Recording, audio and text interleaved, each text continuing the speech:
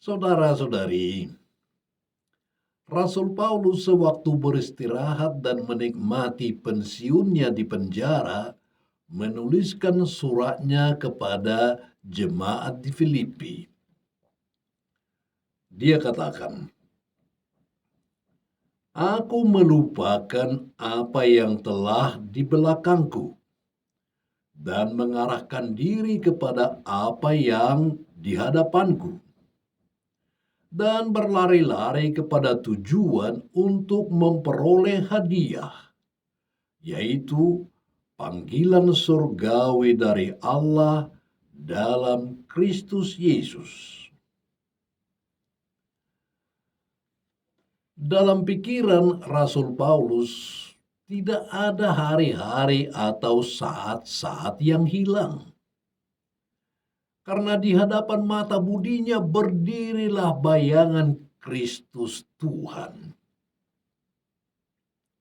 Bayangan itu begitu dahsyat, begitu mengesankan, begitu meliputinya.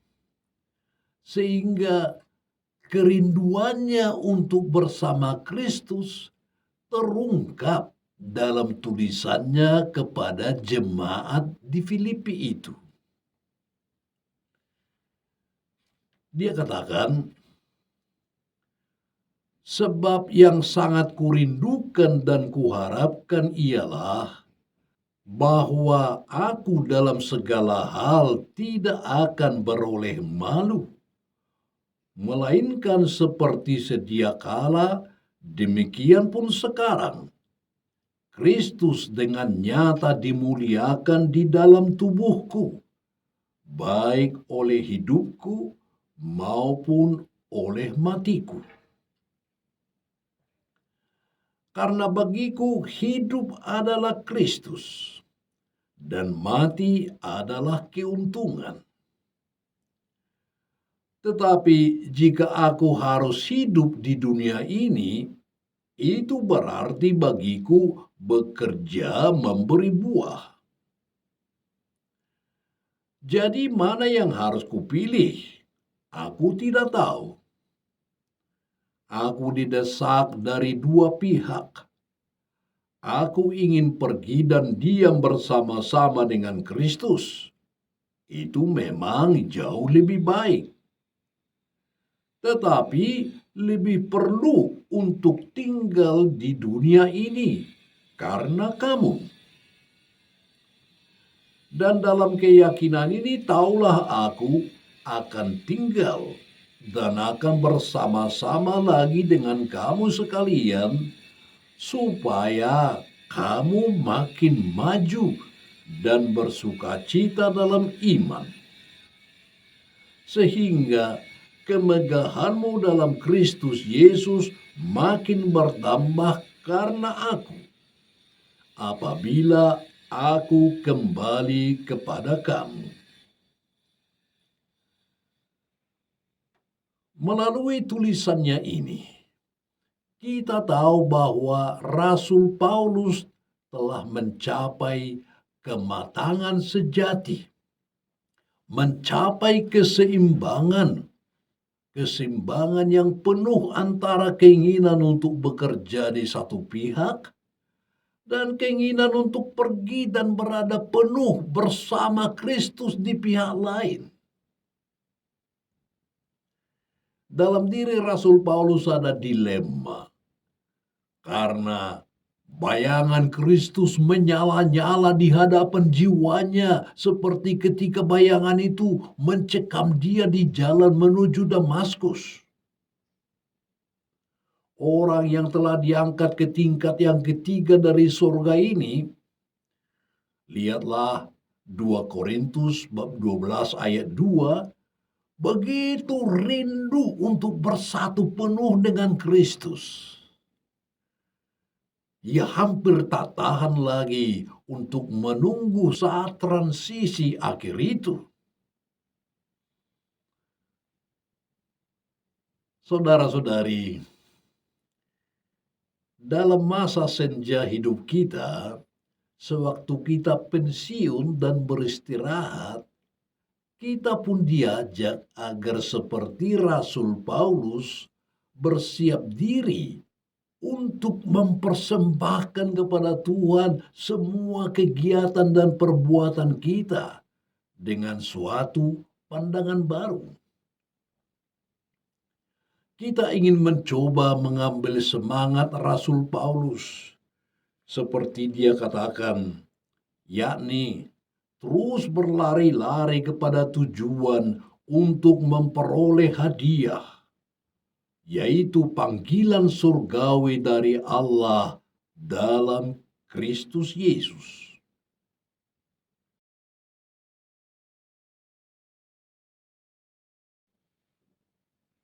Saudara-saudariku, adalah merupakan suatu kecenderungan alami bagi setiap orang yang berusia lanjut untuk menatap hidupnya kembali ke belakang. Mereka menimbang-nimbang apa yang telah kucapai dalam hidup ini. Dan mungkin mereka akan berduka cita atas kegagalan dan keterbatasan diri. Hal itu dapat menghantar orang ke arah pemikiran yang terus-menerus dan yang berlebihan akan kegagalan-kegagalannya. Dan itu bisa membawa orang pada depresi. Dalam memasuki usia lanjut, kita bisa belajar dari sikap Kristus. Psikologi Kristus ialah sikap here and now, di sini dan sekarang ini. Sebagai Allah, segala sesuatu hadir baginya sepanjang masa. Tidak ada apapun bersifat di sini dan sekarang ini bagi dia sebagai Allah. Namun, sebagai manusia, ia menunjukkan kepada kita psikologi here and now. Permohonannya yang terus-menerus untuk dapat melakukan kehendak Bapaknya menyatakan kepada kita bahwa setiap saat harus terus dievaluasi secara tepat.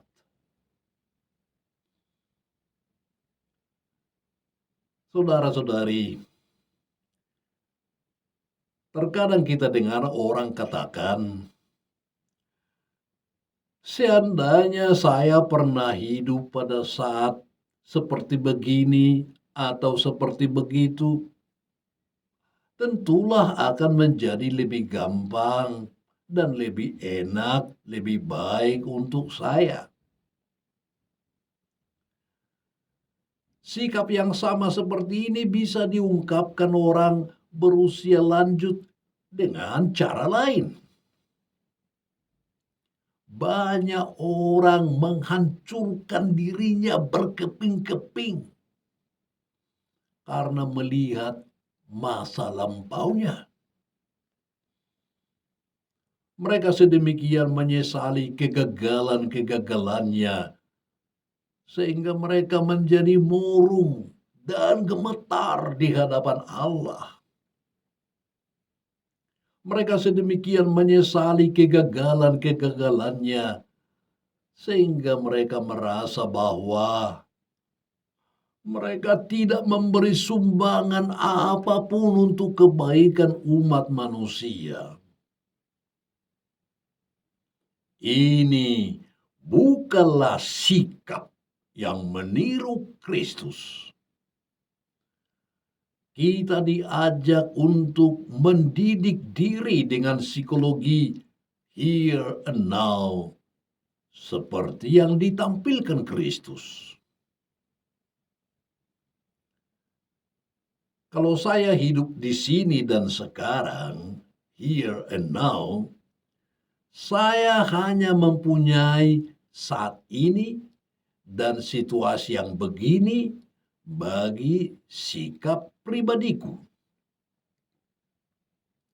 Siapa saya di sini dan sekarang ini?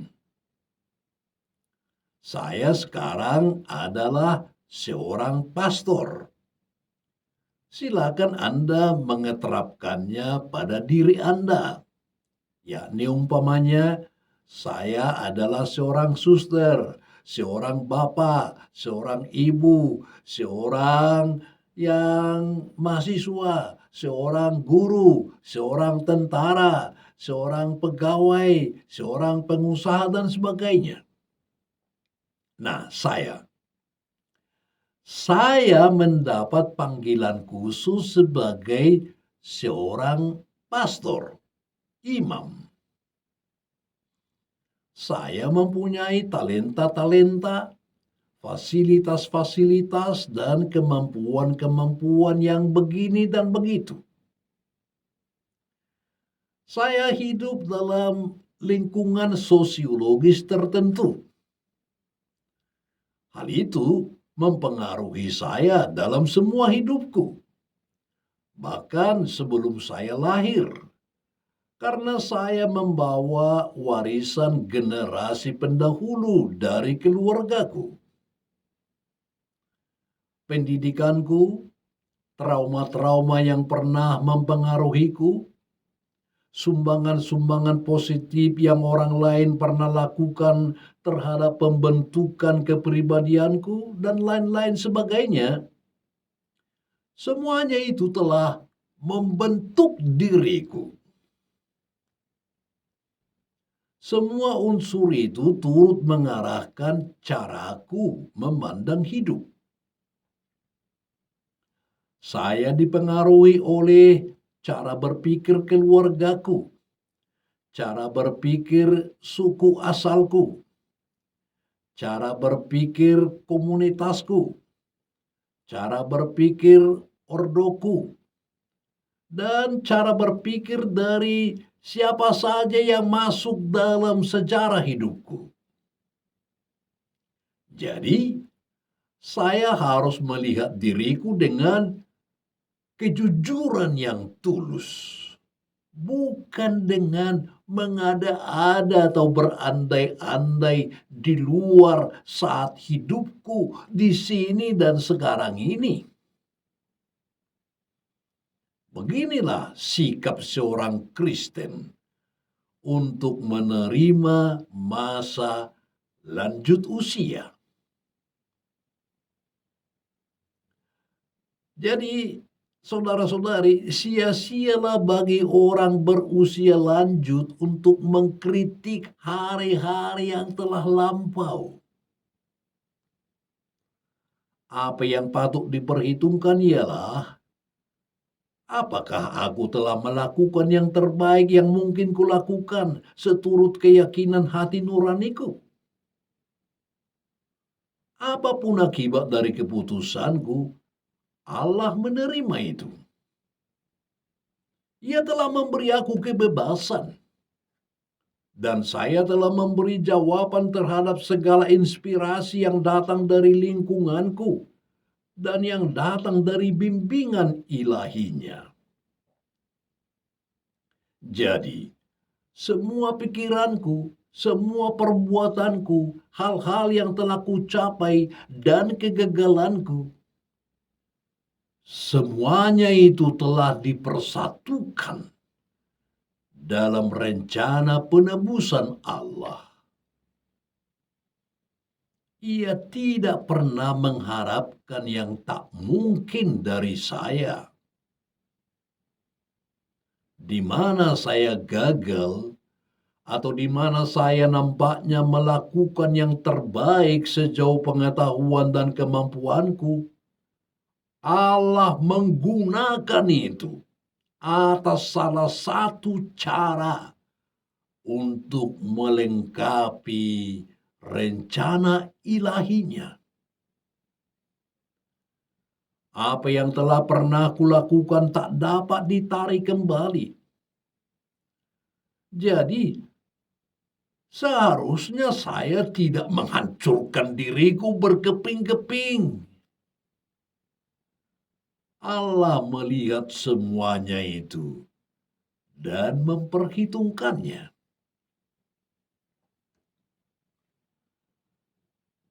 Saudara-saudariku, untuk saat ini kita seharusnya mengaplikasikan pada diri kita konsep dari Ovidius Naso, seorang penyair Romawi yang dalam salah satu puisinya bernama Carpe Diem mengatakan, gunakanlah harimu sebaik-baiknya. Atau seperti ungkapan orang Inggris yang mengatakan, don't wait till tomorrow what you can do today. Jangan tunggu sampai besok apa yang dapat Anda lakukan hari ini. Dalam setiap saat kita seharusnya mengaplikasikan pada diri kita bahwa kita dipanggil untuk melakukan yang terbaik yang kita mampu, yakni yang sesuai dengan kekuatan fisik kita, yang sesuai dengan kemampuan mental kita, yang sesuai dengan kurnia rohani kita, dan membuat semuanya itu menjadi suatu kurban petang yang sejati. Saudara-saudari, semakin kita menjadi tua, semakin kita berharap dalam Kristus dan orang-orang lain. Karena kita berusaha maju, bukan hanya untuk hidup kita sendiri, tetapi seperti kata Rasul Paulus, karena bagiku hidup adalah Kristus. Memang kita tahu bahwa kita masih jauh dari sempurna, masih jauh bila dibandingkan dengan Rasul Paulus. Namun kita bisa ambil bagian dalam perasaan Rasul itu yang dikatakannya kepada jemaat di Filipi. Bukan seolah-olah aku telah memperoleh hal ini atau telah sempurna, melainkan aku mengejarnya kalau aku dapat juga menangkapnya. Karena aku pun telah ditangkap oleh Kristus Yesus. Kita telah ditangkap oleh Kristus dalam kematiannya. Ketika Dia menyelamatkan kita. Dalam baptisan kita menjadi mati terhadap dosa.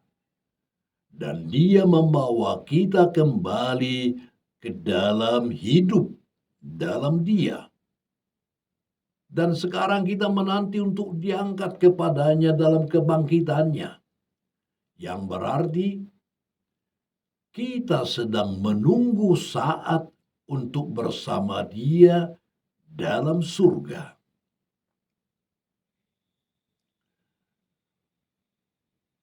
Saudara-saudari, sebagaimana kita telah dibentuk dari tanah dan dalam keadaan demikian dipanggil untuk meniru Kristus, demikian juga kita sedang dibentuk dan ditempa melalui seluruh hidup untuk dapat, seperti Paulus katakan, menaruh pikiran dan perasaan yang terdapat juga dalam Kristus Yesus.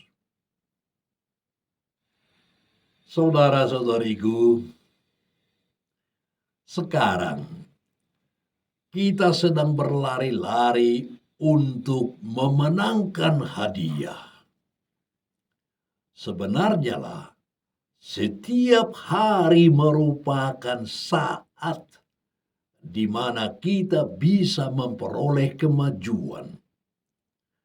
Sebab setiap hari kita bisa ikut ambil bagian dalam karya penyelamatan sengsaranya bila kita sanggup menguasai sengsara kita sendiri dan mengubahnya menjadi karya kasih yang menyelamatkan. God bless you.